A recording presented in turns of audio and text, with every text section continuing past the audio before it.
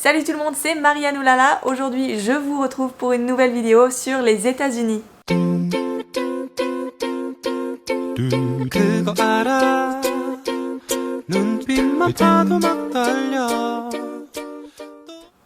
Alors aujourd'hui, je vais vous parler de l'expatriation ou de l'immigration, comme vous voulez. Moi personnellement, j'aime pas trop en fait le mot expatrié. Pourquoi ? Parce que j'ai regardé sur internet et j'ai trouvé en fait la définition dans le dictionnaire. La première signification que j'ai trouvée sur internet pour expatrier, c'est obliger quelqu'un à quitter sa patrie exilée. Et là du coup, je me suis dit ça me plaît pas trop. C'est vrai que la deuxième signification, c'est quitter sa patrie pour s'établir ailleurs, émigrer. Là, je suis plus sur ce côté-là. Donc du coup, je préfère dire immigrer, émigrer, que expatrier. Parce que du coup, moi, on m'a personnellement pas obligée de partir de France.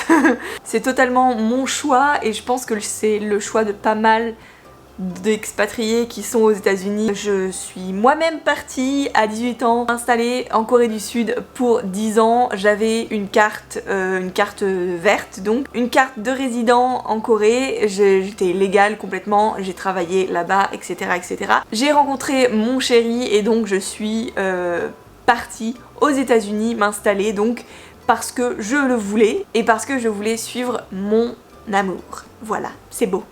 Pour l'instant, je vais donc vous expliquer comment immigrer et comment s'expatrier donc aux États-Unis. Alors sachez que je ne suis pas une experte, je ne suis pas non plus une avocate, je ne connais pas toutes les lois, je ne suis pas experte en immigration, donc voilà, je vous dis ce que moi je connais et je me base sur mon expérience à moi-même. C'était juste une petite parenthèse refermée.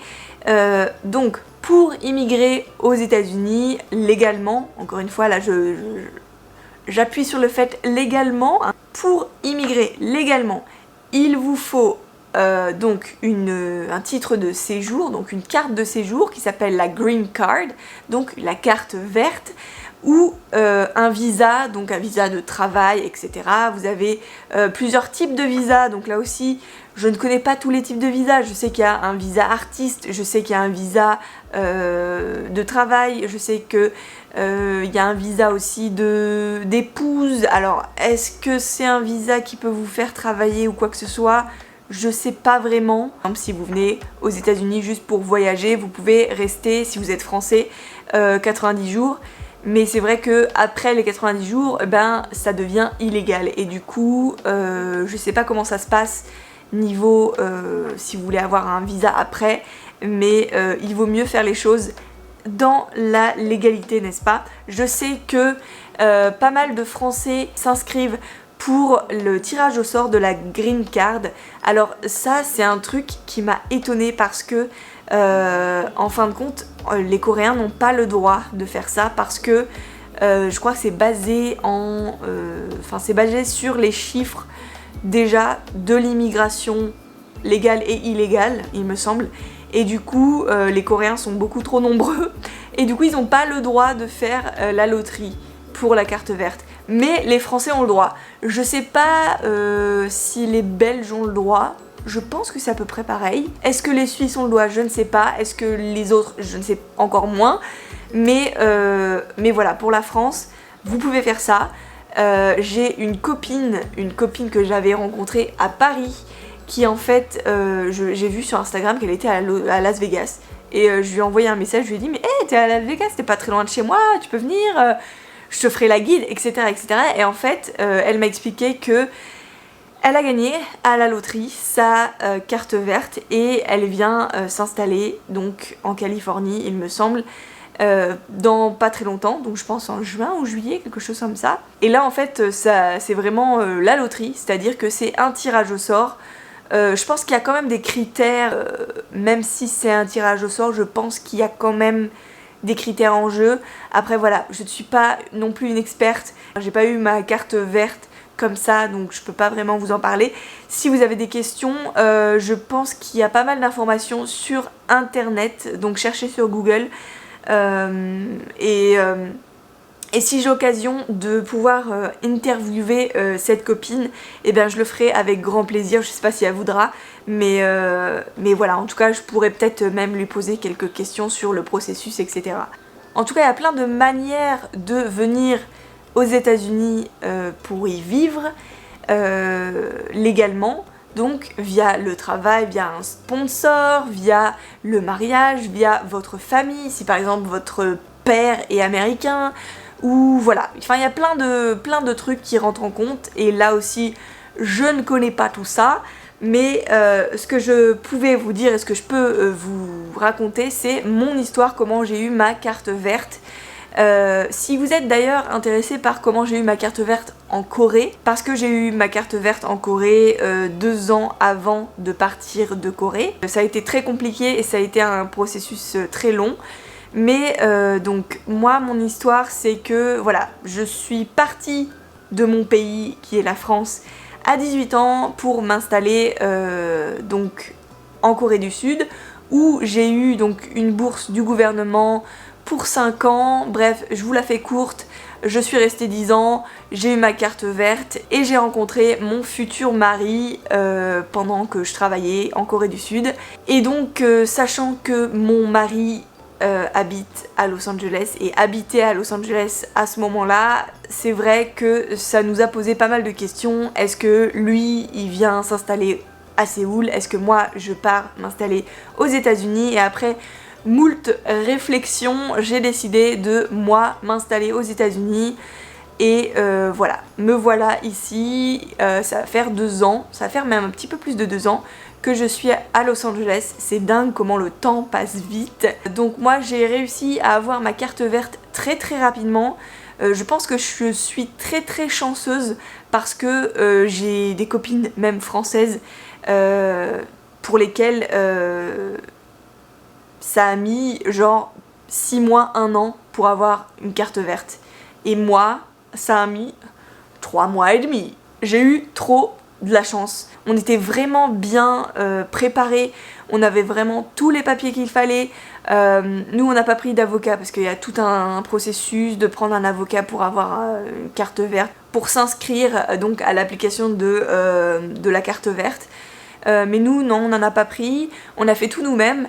Et ça s'est très bien passé. On a eu une interview donc avec le gouvernement. Enfin voilà, c'est une procédure qui est normale, tout à fait normale. C'est pour voir si le mariage est légitime et si c'est pas un mariage blanc.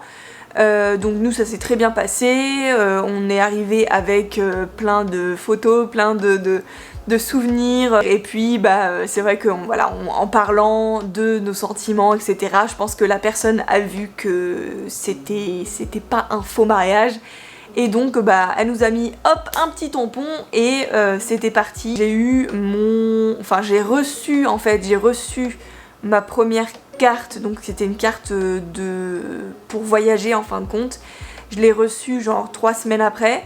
Et après l'interview, j'ai reçu ma carte dans les 90 jours, même je crois 60 jours, un truc comme ça. Donc c'est vraiment 2 mois et demi, 3 mois et demi, c'était ça. Il faut vraiment avoir tous les documents, il faut vraiment avoir un bon dossier et aller au rendez-vous à l'heure, etc. Parce que c'est vrai que si vous n'allez pas au rendez-vous, eh bien vous êtes automatiquement en fait descendu au bas de la liste, et du coup ça va prendre genre des années et des années pour avoir votre carte verte. Mais bon, là aussi c'est vraiment très complexe et un processus très compliqué. Donc voilà, ça c'est mon expérience personnelle, mais c'est vrai que chacun a une expérience personnelle différente, et il y en a pour qui ça prend 6 mois, ça prend 1 an, ça prend 2 ans, etc. Ça peut prendre même des années.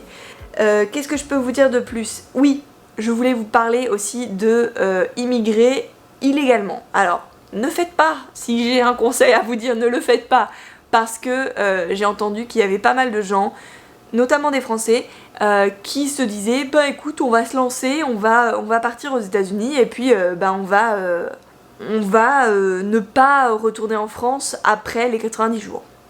Le truc c'est que vous risquez énormément de choses en faisant ça. Vous risquez énormément de choses et je sais pas si ça vaut la peine. vous pouvez, il y a la possibilité d'immigrer légalement. Pourquoi le faire illégalement en fait? Je comprends pas, surtout en tant que Français, je ne comprends pas. Donc voilà, je me souviens que j'ai vu une espèce de publicité quand j'étais dans le bureau d'immigration qui avait, en fait, il y avait deux photos l'une à côté de l'autre. Si j'arrive à la retrouver, je pourrais la mettre ici. Mais il y a deux photos l'une à côté de l'autre et c'est une photo en fait, dans une église pendant un mariage si tu veux, et une photo d'un couloir de prison. Et en fait il y avait écrit genre si vous vous mariez, si c'est un faux mariage, vous risquez de finir en prison. En gros c'était ça. Je pense, moi personnellement qui a immigré 2 fois dans ma vie, ce qui est quand même ouf, surtout que c'est pas forcément les 2 pays qui sont le plus faciles à immigrer, enfin surtout la Corée c'est quand même coriace, je pense que c'est l'un des pays qui est le plus strict en tant qu'immigration, mais voilà, enfin les États-Unis c'est passé comme une lettre à la poste, que ce soit via votre travail, que ce soit via la loterie, etc. Il y a plein de solutions pour venir légalement, donc venez légalement.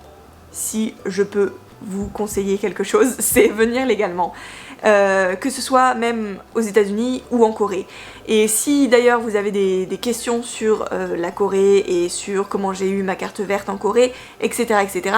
dites-le moi dans les commentaires. Enfin, j'essaierai de vous répondre selon ce que je connais. Voilà, je ne suis pas Madame Soleil, donc je ne connais pas tout, je ne connais pas votre avenir. Je ne peux que m'appuyer sur mon expérience et ce que j'ai entendu d'ici, de là.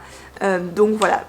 Bref, c'est tout pour moi pour aujourd'hui. Je vous laisse, je vous fais plein de gros bisous et je vous envoie plein d'ondes positives comme d'habitude et je vous dis à très bientôt dans une nouvelle vidéo. Bye!